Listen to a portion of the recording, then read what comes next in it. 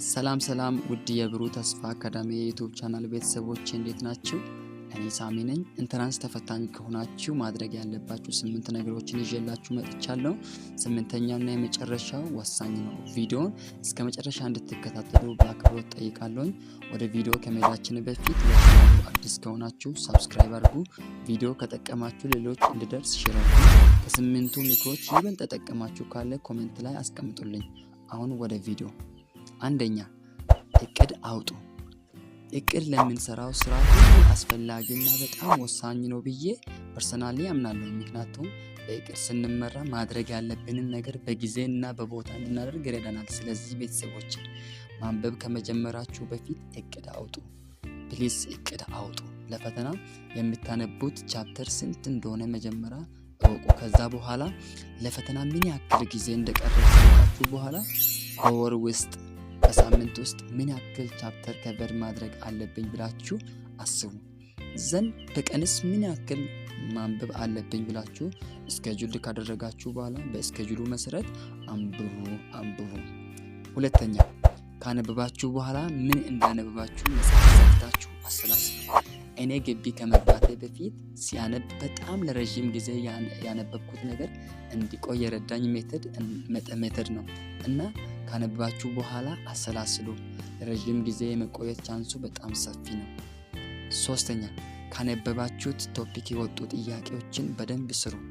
ይህኛው በጣም አስፈላጊ ነው፣ ምክንያቱም ያነበብነው ነገር ለረጅም ጊዜ እንዲቆይና ራሳችንን ከጥያቄ ጋር እንድናለማመድ ይረዳናል። ስለዚህ ካነበባችሁ በኋላ ከቶፒኩ የወጡ ጥያቄዎችን ለመስራት ሞክሩ።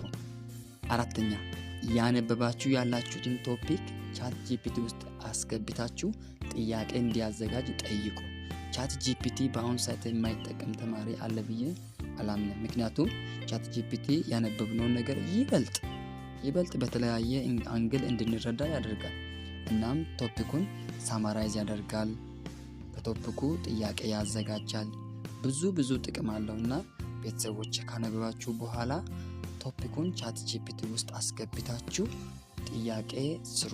ድንገት ቻት ጂፒቲ ውስጥ ዶክመንት እንዴት ነው አፕሎድ አድርጌ ጥያቄ የሚጠይቁ የምትሉ ቤተሰቦች ካላችሁ ኮሜንት ሴክሽን ያስቀምጡልኝ።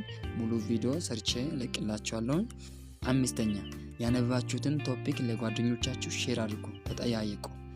የምሬን ነው የሚላችሁ። እኔ ግቢ ከመግባቴ በፊት በጣም የጠቀመኝ ሜተር ነው። ያነበባችሁትን ነገር ለጓደኞቻችሁ ስትነግሯቸው ለብዙ ጊዜ መቆየት ቻንሱ ከፍተኛ ነው። ስድስተኛ ላወጣችሁት እቅድ ታማኝ ሁኑ። ያወጣችሁት እቅድ ከግብ ለመድረስ እናንተን የሚረዳችሁ እስከሆነ ድረስ ታማኝ ሆናችሁ አንብቡ። ሰባተኛ አትጨነቁ። ፕሊስ አትጨነቁ። በተለይ ኤግዛም ሲቀርብ ጭንቀት ሊላችሁ ይችላል። ወይኔ ያነበብኩት ነገር በቂ አይደለም፣ ምን ይሻላል ብላችሁ አትጨነቁ። ምክንያቱም ጭንቀት ኮንፊደንስ ያሳጣል። ስለዚህ ሪላክስ እያደረጋችሁ አንብቡ። 8ኛና የመጨረሻው በጣም አስፈላጊ ነው። 8ኛው ፕሪንሲፕል በደንብ ኤግዛም ቡክ እና ኢንትራንስ ሺት ስሩ። የተለያዩ የብዙ ዓመት የኢንትራንስ ሺት ስትሰሩ ራሳችሁን ከጥያቄ ጋር ታለማምዳላችሁ። ከዛ ምን ያክል ፖቴንሻል እንዳላችሁ ታውቃላችሁ። ስለዚህ ቤተሰቦች ኢንትራንስ ሺት ስሩ፣ ጥያቄዎችን ስሩ፣ በደንብ ራሳችሁን አለማምዱ። ቪዲዮን እስከ መጨረሻ ስለተከታተላችሁ አመሰግናለሁ። ላይክ፣ ሼር፣ ሰብስክራይብ፣ ኮሜንት ማድረግ እንዳይረሳ። እርግጠኛ ነኝ ይህን ያለውን ነገር ተግባራዊ ካደረጋችሁ ሰክሰስፉል ትሆናላችሁ። ባይ መልካም ጊዜ ተመኘሁላችሁ።